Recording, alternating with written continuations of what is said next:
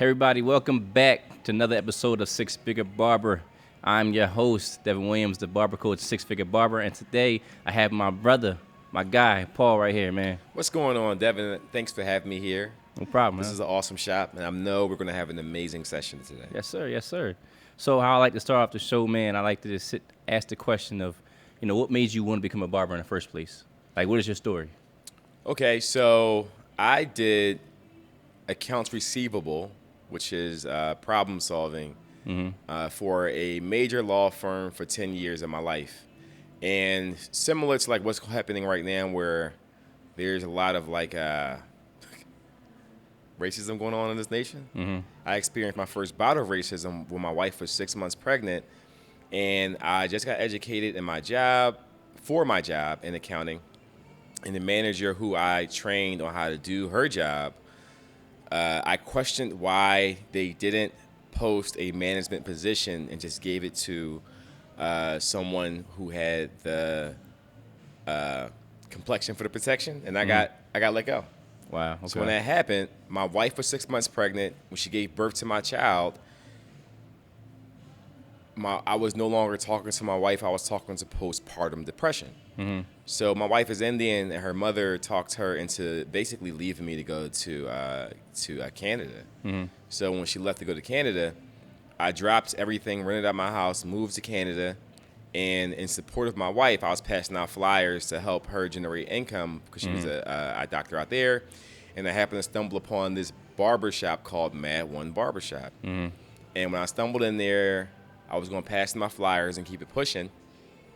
But I know that if I don't get a haircut, they're going to basically throw away my flyer. Gotcha. And this is an all Asian barbershop, so being in America, we live in a bubble. I thought they would mess my haircut up, and they didn't. Not only did they hook me up, they taught me how to cut hair. Fast forward, I learned how to cut every texture of hair, and I finally saved my family, moved back to Philadelphia. Hence, I'm a barber in Philadelphia, the barbershop. Yeah, that's Now, yeah.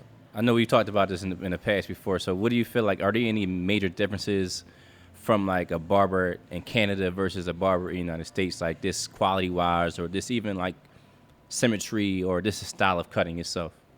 So barbers in Canada have the privilege of being around all different ethnicities and cultures. Well, at least where I was cutting, which is Toronto, the most multicultural city in the world. And so I wasn't used to coming to an environment where it's pretty segregated, where it's primarily usually African American or European American. Never like a group of Asians, Indians, people of African descent, people of European descent, people from all different walks of life, and just talking about things that impact them and culture that doesn't, when I was in Toronto, that was just an amazing thing to see. And when you come back to the States, it's just something that we don't have. Gotcha. Or it's rare. Okay. Even when people say it's diverse, it really isn't. It's usually a mixture of white and black. Yeah. Gotcha. I mean, that's dope though, like to have that experience in Toronto and in Canada itself, just learning in that environment and then bringing it back to Philly. And like I always thought that was dope when you told me that story from way back. And as you guys know, well, you don't know, but this is my brother-in-law. So we go back. I got my hair cut by him at one point in my life, and sharp barber too. But we go back. But yeah, like I said, like that was a dope conversation when you told me that the whole thing. But also, being that I wasn't in your shop, like, so what was your for those of y'all watching this video, this podcast, his shop is dope. Like I'm not gonna lie to you, Appreciate that. the atmosphere is dope. It's just I get this crazy like old fashioned aesthetic when I walk in the shop. So what kind of gave you that? I guess what gave you the idea or the inspiration to make your shop the way it is? So I love uplifting my brother Darian Hillard. Darian owns a shop in Sherman Mills. And when I first came back to Philadelphia from Toronto, I had to get used to being here. And Darian took me under his wing, and he actually had a shop in a warehouse in Sherman Mills, and appointment only. And his shop very similar to my own. Actually, I got a lot of my ideas from his aesthetic, like vintage barber chairs, all that good stuff. And it was a beautiful thing to see a shop just exclusive like that. And he had a certain type of a certain way of carrying himself in a barbershop where we can discuss it, where we kind of see people who don't have a filter. Darian is all about that. And not only the aesthetic, but he was a super sharp barber. And I always tell him, always give him his flowers, because my shop, I got a lot of my ideas from working in that space. And so I carry that. When I had my own shop, I said I want to have it look a little bit different than Darian's, but I definitely want to borrow and use a lot of that brilliance that he had. Gotcha. So that's why my shop looks the way it does. Gotcha. I remember you made you had a station that was an old record player. You turned the record player into a station. Like, that's the dopest thing I've seen in my life. So this the creativity and just taking things that are not meant for what it is and then making it something else is dope though. Like if you see it, guys, it is really, really dope. Everything in my shop has a story. So these vintage record console players, I love music. When you come to my barbershop, it's always going to be,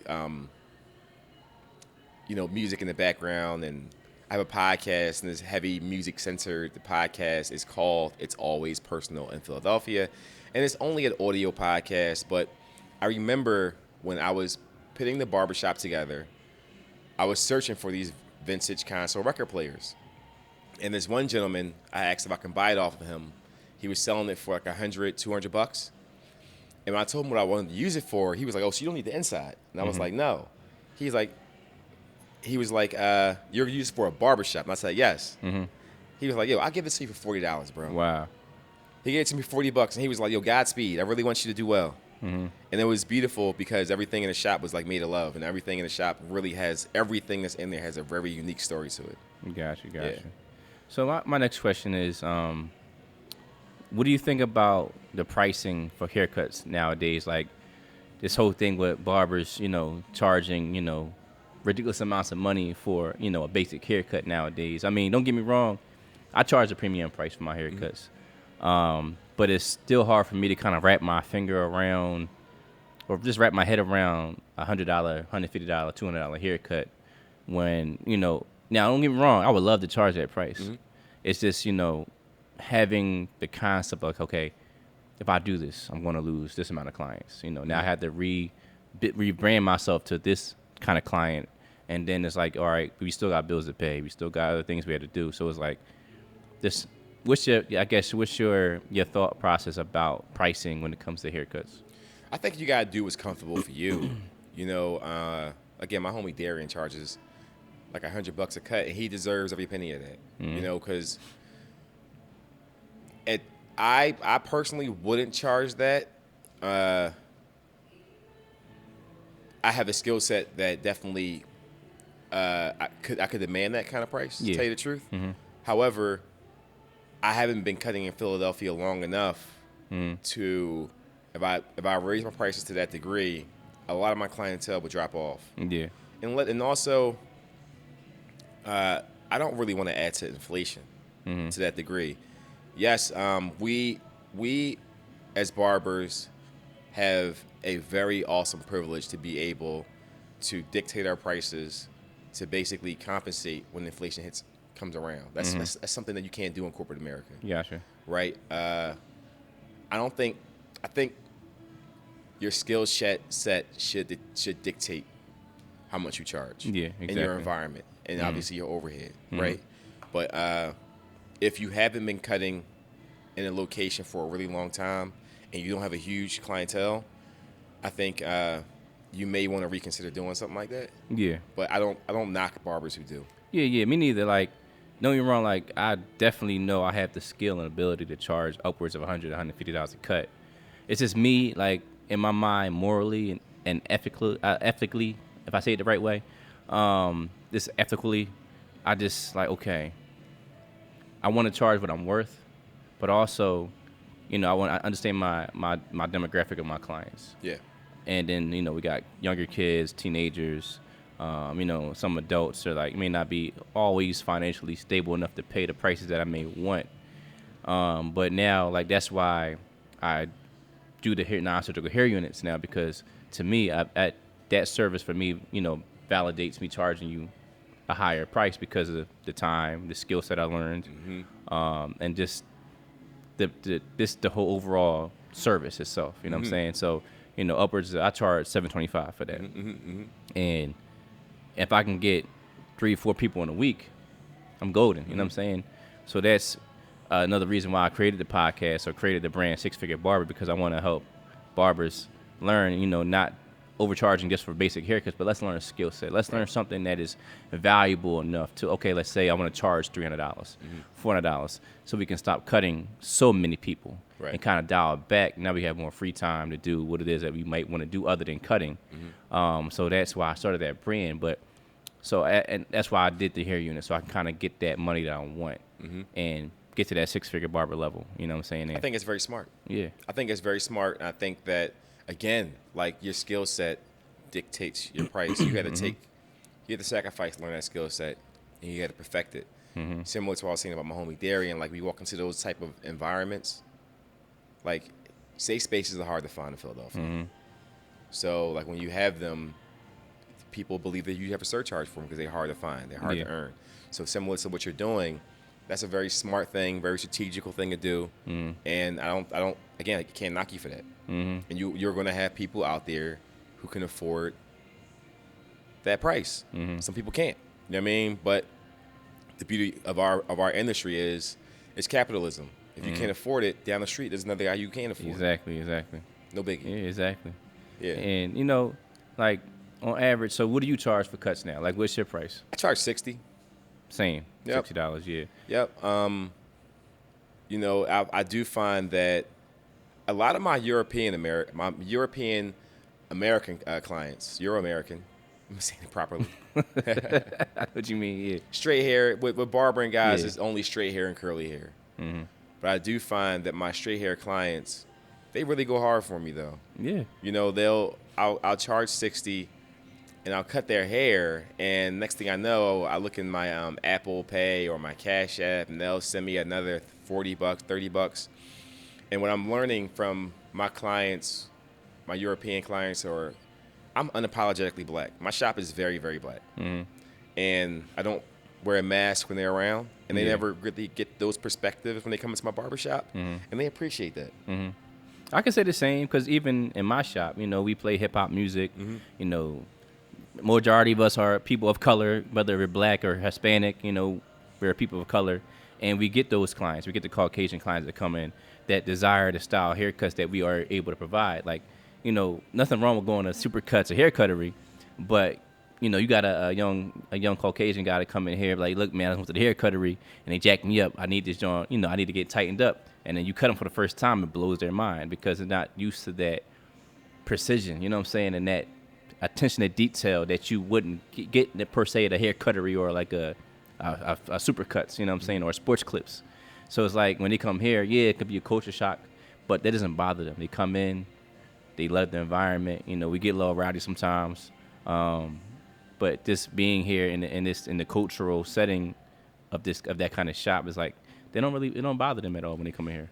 You see, what I'm getting at is exactly what you mentioned. Not only are you going to get a cut that's like far beyond what you could probably get at a hair cuttery, because when that client tells me to go to hair cuttery and sit in my chair, I know I got a new client. But the beauty of it is I had a client come in and they couldn't understand why politically, like, we have voted for Donald Trump. And I explained to him, again, I'm unapologetically black, a perspective they don't usually get. I said, America's education system has been demonized ever since blacks had the ability to read. And you fast forward 2025, most of the nation can't critically think. Gotcha. Therefore, it manifests itself into Donald Trump. So I don't even blame people for what is going on. And that's a perspective of realness that my clients of all different backgrounds get. And they aren't used to that, and they appreciate that. It's just raw honesty. And vice versa, when they are raw, give me their raw honesty, it's a beautiful thing, right? And I think that's the Philly experience. Yeah, man. I feel like I may get some shots thrown at me for saying this. But I feel like Philly is probably one of the most talented cities when it comes to barbering. Yeah. I think we are trendsetters. Mm-hmm. I think we've definitely helped cultivate other cities to cut the way they cut.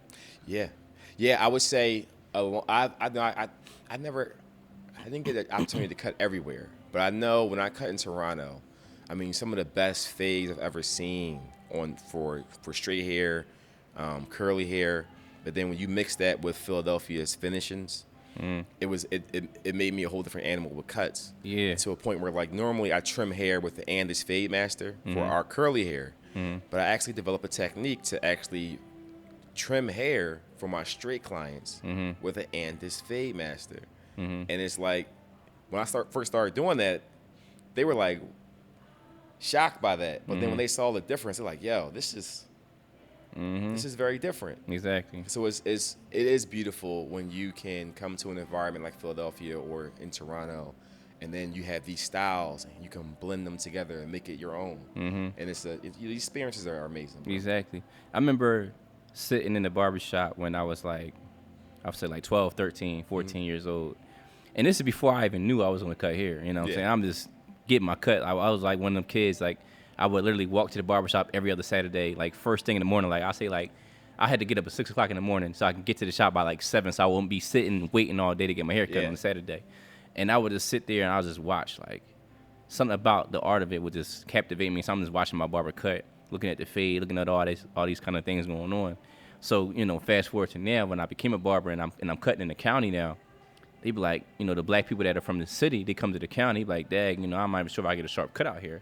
I'm like, little do you know, I may cut out here, but this is not where I originated from. This is not where I learned how to cut. I learned how to cut from watching when I went to the barbershops in Philly, just cutting here. So it's like, this is style, and just being around barbers that are sharp, like the Kenny Duncans, the Tom McGills. These are all big name Philly barbers that took the game to the next level. Kenny Duncan is the head educator at Andis. Tom McGill used to be the head educator of Andis. Now he works at movie sets for Tyler Perry, like movies like Black Panther and Creed. The list goes on. The movies he worked with and the hair he's cut. And I worked under these guys, like not worked under them, but I was like mentored by them. You know what I'm saying? And I just would watch. Like, so it was more so with Tone was more of a mentor to me. I met Kenny at a hair show, and we kind of just always had a relationship where, like, if I seen him, he knew who I was. He would say, "What's up?" And, you know, I asked him for information. Sometimes he would give me little tips, little gems on that kind of type time. But Tone was more so the one that brought me to my first hair show, where it was actually the Bronner Brothers show. I learned very, very early in the game about networking and meeting people so that you can be put in the right rooms. So I was in hair school at the time, and our hair school had a hair show in Hershey at their I guess the resort. And I met Tone there. Actually, Tone and Kenny were both there at the same time, because at the time they were both educators for Andis. Like they were like the tag team people when it came to that. And I met Tone there, and I got his information. And he told me to hit him up, network with him. So I ended up networking with him, and I'm still in school. Like I think I'm in my teacher program right now, and I was network with him, hit him up a lot, talked to him. He said, "You know what? You've been reaching out to me so much. You know, I want to have you come out to the Bronner Brothers show in Atlanta. You know, as long as you get a flight out here, you know, I'll take care of the show for you. Just get a flight, make sure you get somewhere to stay, and the show's on me." I was like, "All right, bet." In my mind, like, I ain't working. I don't know how I'm about to get out here, but you know what? I'm going to make it work. I figured it out. I prayed on it. Got me to work. I got down there. Luckily, my sister, she lived in Atlanta at the time. God rest her soul, she passed away. But I stayed with her. And from there, I had a rental car. I made enough money to get a rental car, and I just went down there, got to the show. He took me on stage, one of the biggest stages I've been on. And he was actually, you know, doing platform work, teaching other people. And then he had a private class and then like another, I guess, another room inside the convention center they had. And he brought me on the stage and he said, "Hey, this is Devin, introduced me to people." And I was just able to watch firsthand him, you know, kind of teach and go over the different techniques and tricks that he used. Yeah. So I think a lot of the top barbers in the city of Philly really inspired me to get the hand that I have now. You know what I'm saying? A lot of people that I cut, it's like undeniable. They sit in my chair, they look in the mirror after it's all done, like they blown away, like, wow, like this is really, really sharp. I really get like, that makes me happy knowing that I could, you know, produce something that looks that good. But I'll get that. I paid all thanks to Philly and that style of cutting. I feel like we're big on what like symmetry and angles and making sure that the C hooks is perfectly shaped and the parallel bars is angled the right way, right to the eyebrow, not away but to. There's a lot of stuff that I picked up, man. But like I said, when our people come out this way, they're not used to or not even thinking that we can cut them that well because we're out in this area, man. Yeah, I would.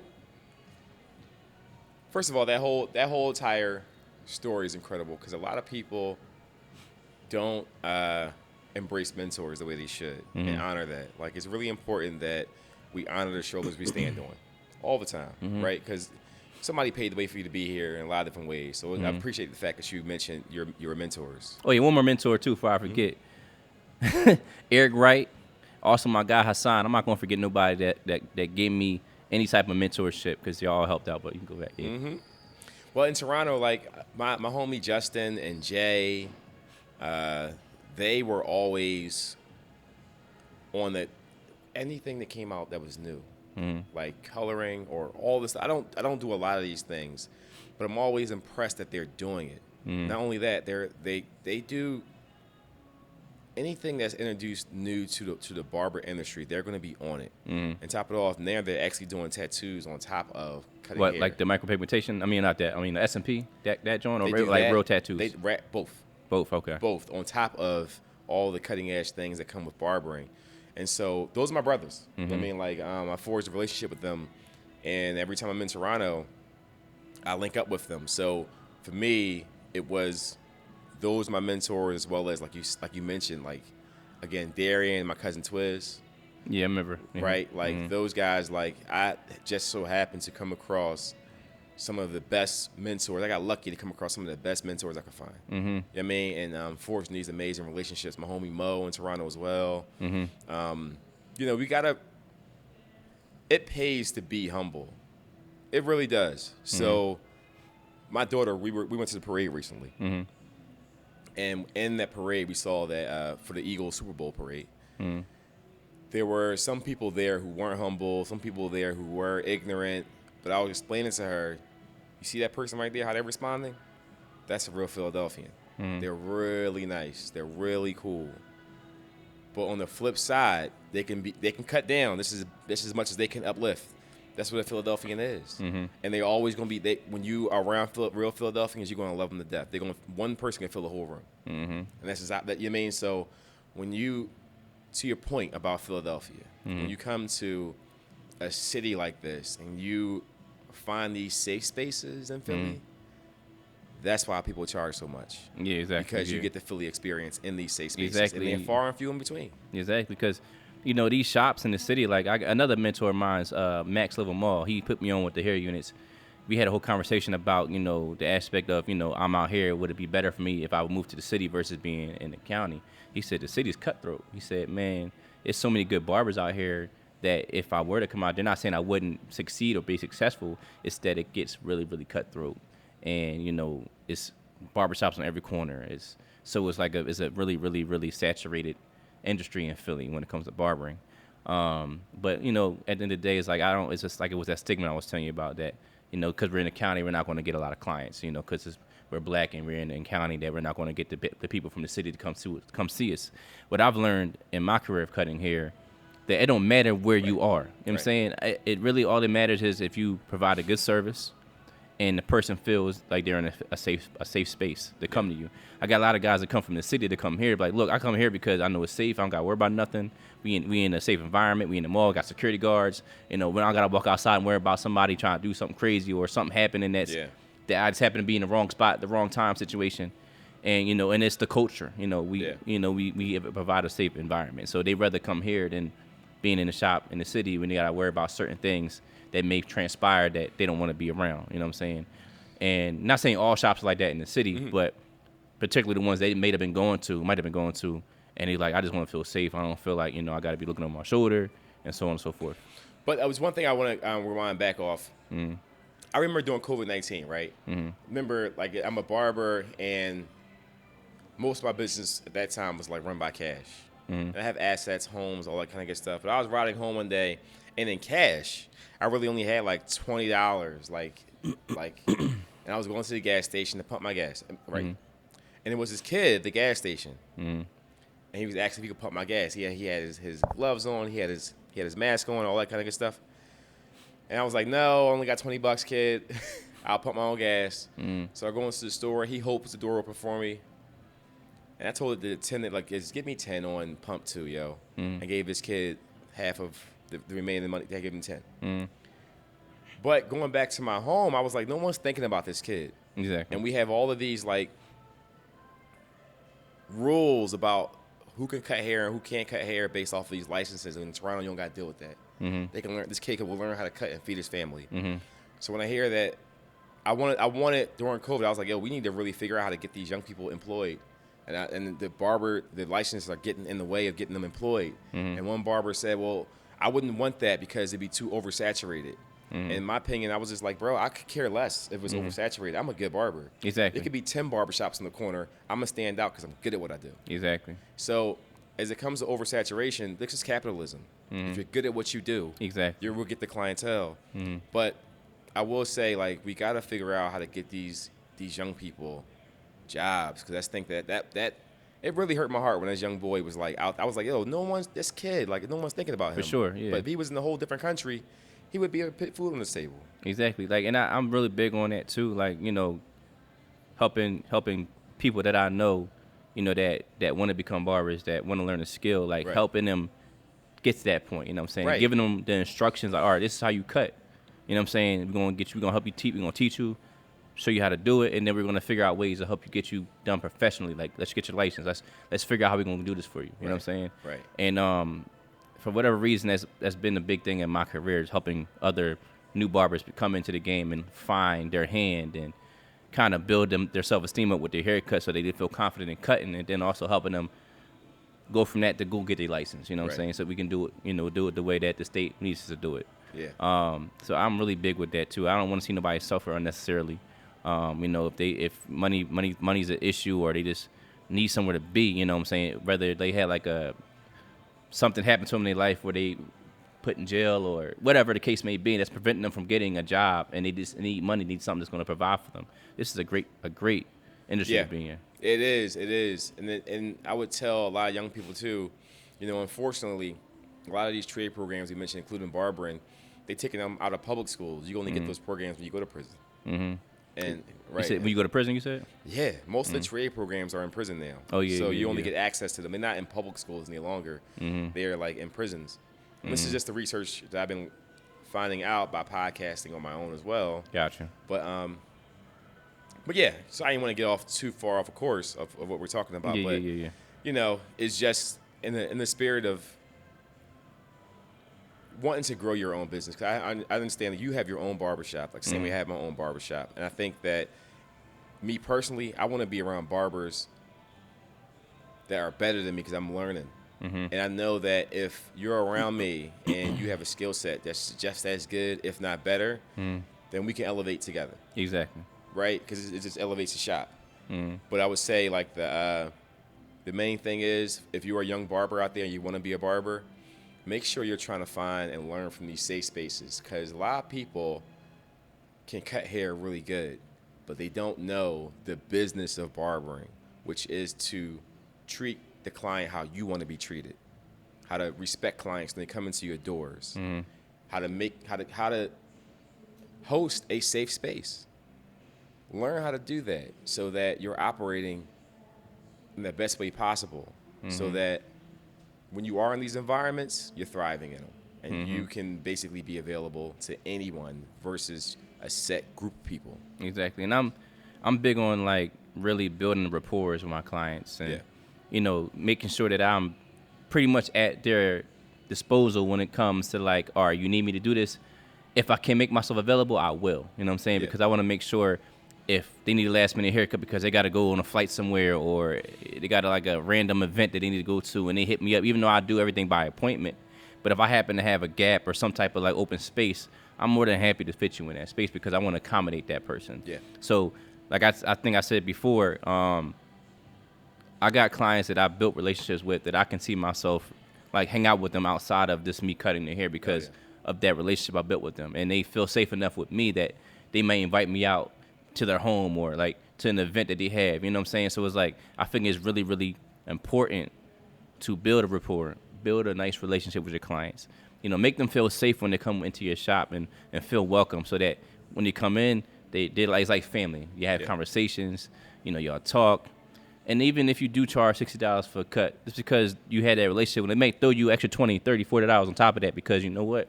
It's not just the cut for me, it's the conversation. Yeah. It's the relationship. I come in here, I feel good. When I might feel bummy when I come in here, but I feel good when I leave because we had a good inspirational conversation. Yeah. You know, we got a great haircut.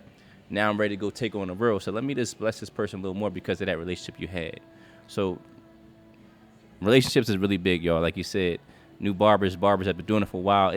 Relationships is really, really a big thing. And I can honestly say all of my clients are basically family. I only give my business card to people I can hold a conversation with. Mm-hmm. If I can't hold a conversation with you, you will not get my card.